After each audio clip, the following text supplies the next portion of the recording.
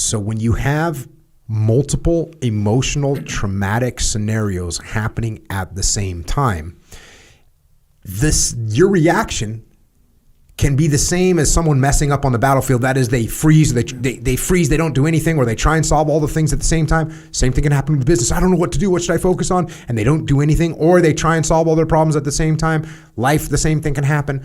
So when we as humans get hit with multiple emotional attacks or like psychological attacks, it's like you lost your job, you lost your girlfriend, you found out that you've got some sickness that's going on, and all those three things happen at the same time. Look, if one of them happens, you lose your job, you got your girl, you're okay. You lose your girl, you still go to work, you got your job, you're okay. Mm-hmm.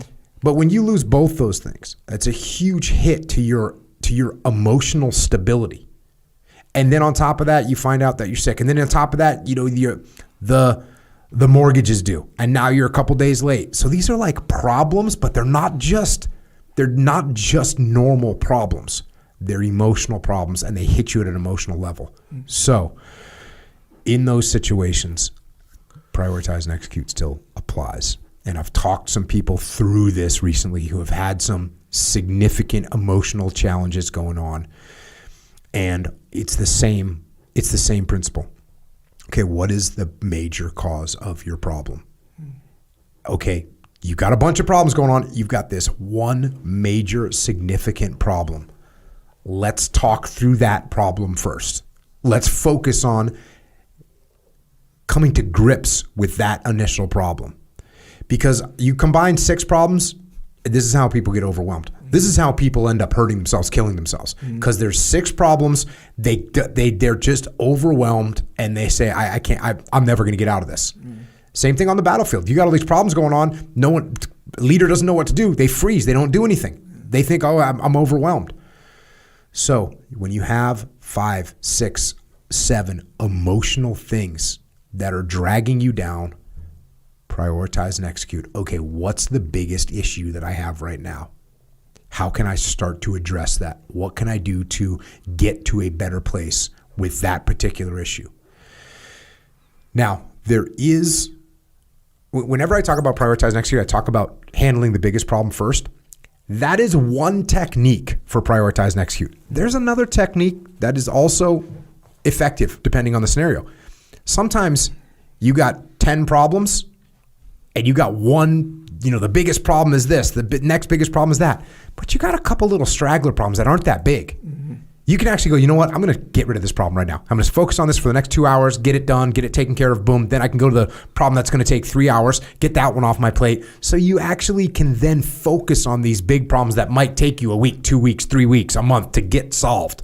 But you've gotten rid of some of those smaller problems. So you could do that technique as well.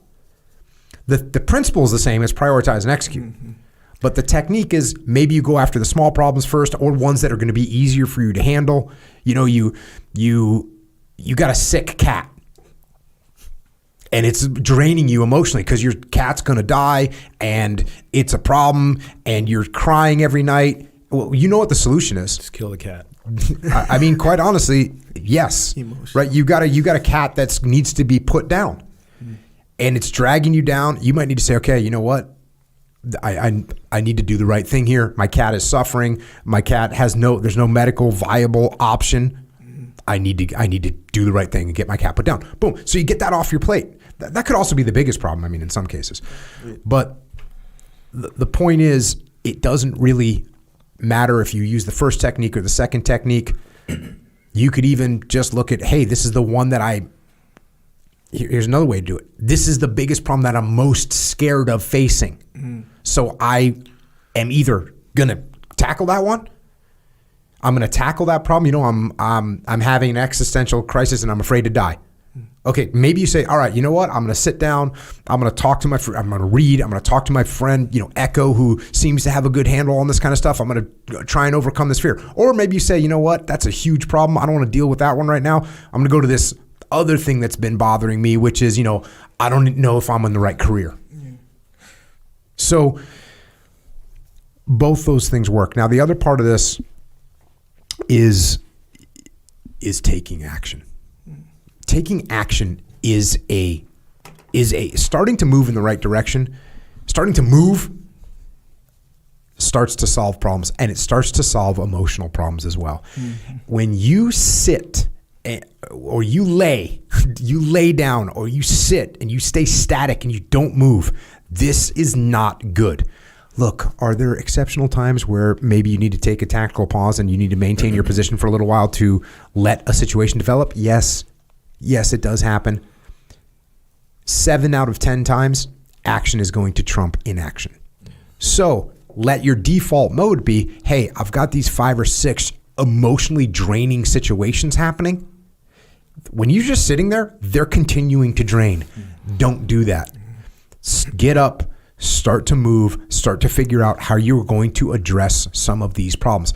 And what makes it digestible is that instead of looking at the 9 problems that you have, which you can't address 9 things at once.